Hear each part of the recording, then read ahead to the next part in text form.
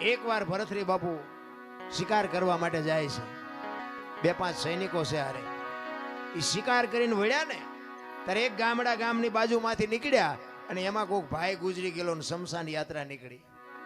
એ શમશાન યાત્રા જાતી હતી ને વાંહે એક બેન માથા પસાડતી જાતી, વાળ તોડતી જાતી. એટલે ભરતરીને એમ થયું, એના સૈનિકોને પૂછે છે કે આ શમશાનમાં બેન બૈરા કોઈ દી ન જાય, પણ આ બેન કેમ હાલી જાય છે વાંહે વાંહે? એનો આ ગુજરી ગયો એનો ભાઈ છે, એનો ઘરવાળો હશે, એનો દીકરો હશે, શું હશે? એ કે આપણે આ પાકું કરવું છે. એ શમશાન હતું ને ત્યાંથી આમ આગા ઘોડા ઉભા રાખીને જોવે છે કે શું થાય છે. એ લાકડા બાકડા ગોઠવીને ભાઈને ગોઠવી દીધો અને બેન બધાને કગરે છે કે મને જવા દો, હવે મારું 17 વયું ગયું, મારે આ દુનિયામાં જીવીને હવે શું કામ છે? એટલે કોઈ છોડતા નથી ને પછી બેન ને બાપુ સત ચડ્યું ને એ જણના હાથમાંથી ચોંટ મારી નીકળી જાય, હળગતી અગ્નિમાં બાપુ એ દીકરી વહી ગઈ અને ભાડ ભાડ ભાડ ભાડ મંડી હળગવા. એ દીકરી હળગતી હતી પણ ભરતરી ઘોડા ઉપર બેઠો બેઠો પાણાની મૂર્તિ જેવો થઈ ગયો કે આહા, જીવતા જીવ આ દીકરી હળગી ગઈ. આ કેટલો પ્રેમ હશે ને. એક ભાઈને પૂછ્યું કે આ ગુજરી ગયું કોણ હતું? એ કે બેન જે હળગી ગયા ને એના ઘરવાળા હતા.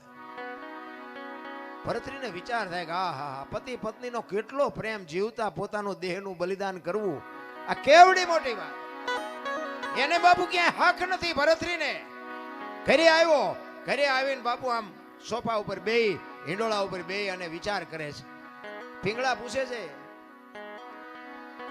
કેમ આજ કઈ બોલતા નથી? પાણી લઈ આવું, ચા લઈ આવું, જમવા લઈ આવું? એ કે પિંગળા, આજ મેં એક સપનું એવું જોયું ને, એક ચિત્ર એવું જોયું કે મારું મગજ હજી કામ નથી કરતું.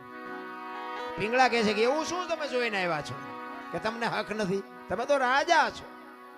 એ કે વાત હાજી, પણ એક ગામની બાજુમાંથી અમે નીકળ્યા ને એ એક ભાઈ ગુજરી ગયા હતા અને એના ઘરવાળા એની પત્ની હતી ને એ ભાઈને હળગાવ્યો ને હળગતી અગ્નિમાં બાપુ એ દીકરી ભડ ભડ ભડ હળગી ગઈ. હું તો જોઈ રહ્યો, મને હજી મારા હૃદયમાં બાપુ ચેન નથી પડતું.